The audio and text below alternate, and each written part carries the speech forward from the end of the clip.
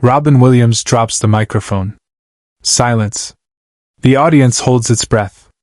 The lights are warm, amber, casting long shadows across the stage. 200 people sit frozen, waiting.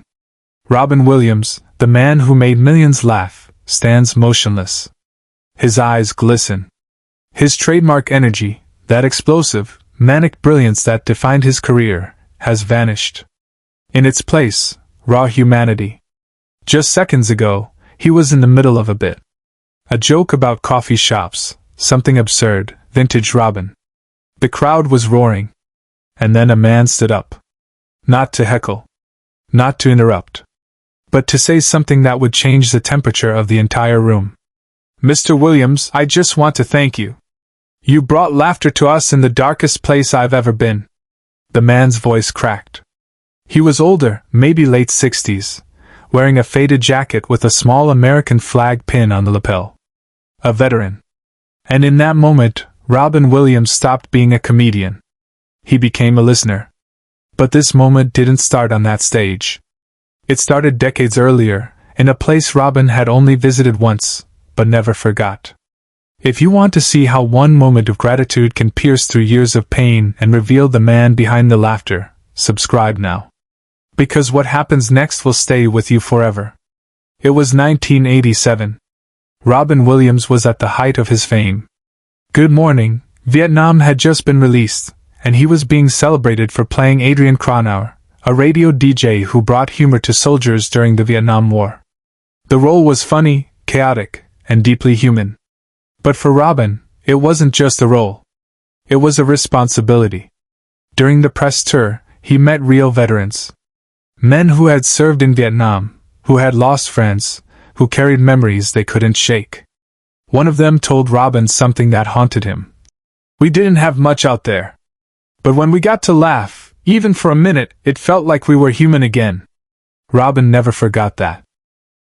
He carried it with him through every performance, every film, every stage appearance. Comedy, for him, wasn't just entertainment. It was medicine. It was connection. It was proof that even in the worst circumstances, humanity could survive. But there was a cost. Robin Williams was a man who gave everything to make others feel less alone. And sometimes, that meant he had nothing left for himself. The years went by. Robin continued to perform, to create, to give. But those who knew him saw the cracks. The exhaustion. The weight of always being on. He once said in an interview, I think the saddest people always try their hardest to make other people happy. Because they know what it's like to feel absolutely worthless, and they don't want anyone else to feel like that. That quote would later become prophetic. But on this particular night, in a small theater in Northern California, Robin was doing what he always did, performing. It was supposed to be a relaxed show. Intimate. Just him, a microphone, and a crowd that loved him. He was halfway through a bit about technology, riffing on smartphones and how they were making people dumber. The audience was laughing. Everything was normal. And then the veteran stood up. At first, Robin thought it was part of the show. Maybe a plant, maybe a friendly heckler. But the man's face told a different story. It was serious. Grateful. Broken. Mr. Williams, the man said, his voice steady but fragile. I served in Iraq. Second tour. And there were nights where we didn't think we'd make it to morning. But someone had a portable DVD player. And we watched your movies. Mrs. Doubtfire. Good Will Hunting. We watched you, and for a little while, we weren't in hell anymore. We were just people. Laughing. The room went silent. Not the kind of silence that comes before a punchline. The kind that comes when something sacred is happening. Robin Williams didn't respond immediately. He couldn't. Because in that moment, he wasn't a performer. He was a man being reminded why he started in the first place. He lowered the microphone. His shoulders dropped. For the first time in years, he allowed himself to just stand there. Vulnerable. Seen. Thank you, Robin finally said, his voice barely above a whisper. Thank you for telling me that. The audience didn't know what to do. Should they clap? Should they stay silent? Some people had tears in their eyes. Others just stared, witnessing something rare, a moment where the mask came off. Robin walked toward the edge of the stage, closer to the veteran. "What's your name?" he asked. "James," the man replied. "James," Robin repeated, as if saying the name gave it weight, made it real. "Can I ask you something?" James nodded. "When you were over there, what did you think about most?" James paused. The question wasn't expected. "Home," he said. "I thought about home. About my daughter. About stupid things like mowing the lawn. Normal things." Robin nodded slowly. "And you made it back." "I did," James said. "But a lot of guys didn't." The silence returned. Heavier this time. Robin looked down at the stage, then back at James. "I don't know if I ever told anyone this," Robin said, his voice softer now. "But when I was filming Good Morning, Vietnam, I met a guy. A real DJ who had been in Nam. And he told me the same thing you just did. That laughter kept him sane. And I remember thinking, if that's true, then I have to keep doing this. Even when it's hard. Even when I don't want to. Because maybe someone out there needs it." He paused, his voice catching. "But sometimes I forget. Sometimes it feels like I'm just performing. Like it doesn't matter. Like I'm just noise." James shook his head. "It matters, sir. It mattered to me. It mattered to my unit. You gave us something we couldn't give ourselves." And that's when Robin Williams did something no one in that room expected.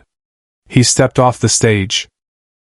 He walked down the small set of stairs, microphone still in hand, and approached James. The audience watched, unsure if this was part of the show or something else entirely. Robin extended his hand. James took it. And they stood there, two men who had never met, connected by something deeper than words. "Thank you for your service," Robin said quietly. James's eyes filled with tears. "Thank you for yours," he replied. The room erupted. Not in laughter. In applause. Raw, emotional, overwhelming applause. Some people stood. Others wiped their eyes. It wasn't a performance anymore. It was a moment of collective humanity. Robin returned to the stage, but he didn't continue the show. Not immediately. He sat on the stool, microphone resting on his knee, and just breathed. The audience waited. They would have waited all night. "You know," Robin finally said, his voice still soft. "I've been doing this for a long time. And sometimes I wonder if any of it matters. If I'm just a distraction. But then something like this happens, and I remember, we're all just trying to survive. And if I can help someone survive, even for a moment, then maybe that's enough." He looked out at the audience. "So thank you. All of you. For being here. For letting me do this. For reminding me why I started." The rest of the show was different. Quieter. More personal. Robin told stories instead of jokes. He talked about his childhood, about his fears, about the people who shaped him. The audience listened, rapt, as if they were witnessing something they'd never see again. And in a way, they were. If this story moved you, share it. Subscribe. Because the most powerful moments aren't always the ones we expect. Sometimes they're the ones that remind us we're human. Backstage, after the show, Robin sat alone in his dressing room. James had waited to see him, and they talked for nearly an hour. About war. About comedy. About life. James told Robin about the friends he lost, the guilt he carried, the nights he couldn't sleep. And Robin listened. Really listened. Before James left, he handed Robin something. A folded piece of paper. "I wrote this a long time ago," James said.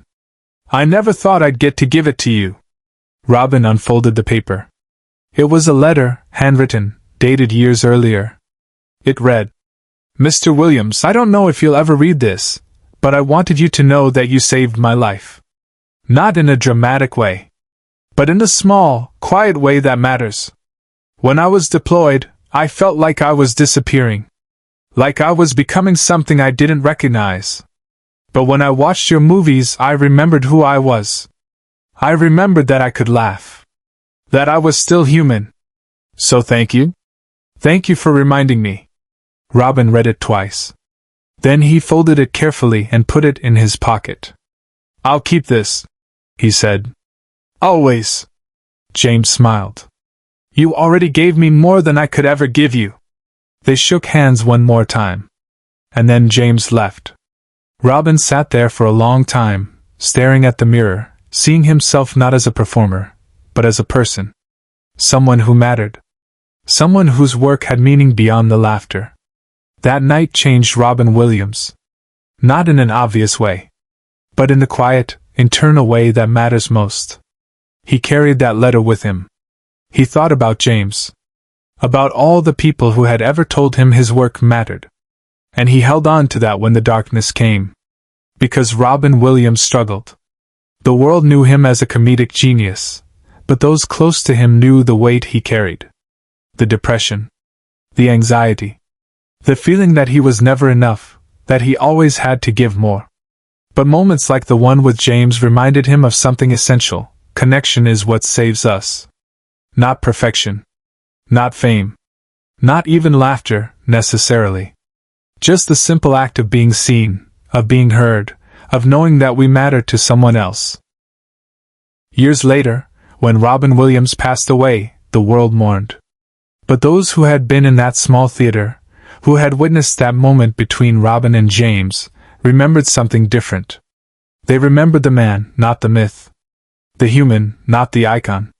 James was one of the first to hear the news.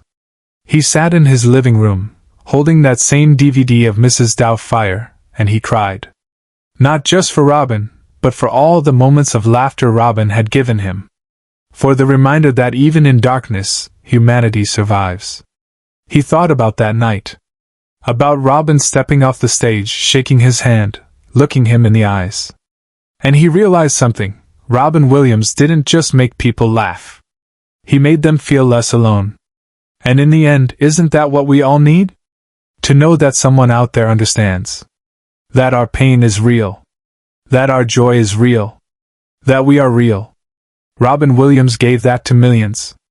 But on that one night, in that one moment, he gave it to James. And James gave it back. That's the story no one talks about. The quiet moments. The private exchanges. The times when the mask comes off and we see each other as we really are. Robin Williams stopped talking that night. But in his silence, he said everything. Subscribe and share this story. Because the world needs to remember not just the laughter, but the man behind it.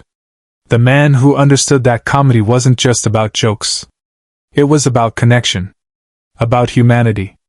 About love. In the months that followed, Robin began incorporating something different into his shows. He would pause mid-performance and ask if any veterans were in the audience. And when they raised their hands, he would stop. He would listen. He would thank them. Not as a bit. Not as part of the act. But as a human being acknowledging another human being. Some comedians thought he was breaking the flow. That he was killing the momentum. But Robin didn't care. He had learned something that night with James. That the most important moments aren't always the funniest ones. Sometimes they're the quietest. Robin's manager once asked him why he did it. You're losing 5, sometimes 10 minutes of stage time, he said. That's material. That's momentum. Robin looked at him and said something that stayed with everyone who heard it. If I can make someone laugh for 2 hours and they forget about it the next day, that's entertainment. But if I can make someone feel seen, feel valued, feel human for even 30 seconds, that's something they'll carry forever. And I'd rather do that. That philosophy defined the final years of Robin's career. He wasn't just performing anymore. He was connecting. He was healing. And in doing so, he was healing himself, even if just a little. The letter James gave him stayed in Robin's pocket for weeks. Then it moved to his wallet. Then to a frame on his desk. He read it on hard days. On days when the weight felt too heavy. On days when he questioned if any of it mattered. And every time he read it, he heard James's voice. You saved my life. Not in a dramatic way, but in the small, quiet way that matters most. Robin Williams understood something that most people spend their whole lives trying to learn. We don't save each other with grand gestures. We save each other with presence. With attention. With the simple act of seeing someone and saying, I see you. You matter. That night in Northern California wasn't just a moment in Robin's career. It was a turning point in his understanding of what it meant to be human. To give. To receive. To connect. And though Robin Williams is gone, that moment lives on. In James. In everyone who was in that theater. In everyone who hears this story and remembers that we are all, at our core, just trying to survive. And sometimes laughter is the thing that helps us do that. But more than laughter, it's connection. It's knowing that someone out there understands. That we're not alone. That even in our darkest moments, there is light. Robin Williams was that light for millions. But on that one night, James was that light for him. And that exchange, that sacred, quiet exchange, is what changed everything. So when you think of Robin Williams, don't just remember the jokes. Remember the man who stopped talking to listen. Who stepped off the stage to shake a stranger's hand. Who understood that the greatest gift we can give each other is not entertainment, but presence. That is his legacy. Not just the laughter, but the love. Not just the comedy, but the compassion. Not just the performance, but the person. And that legacy will never fade.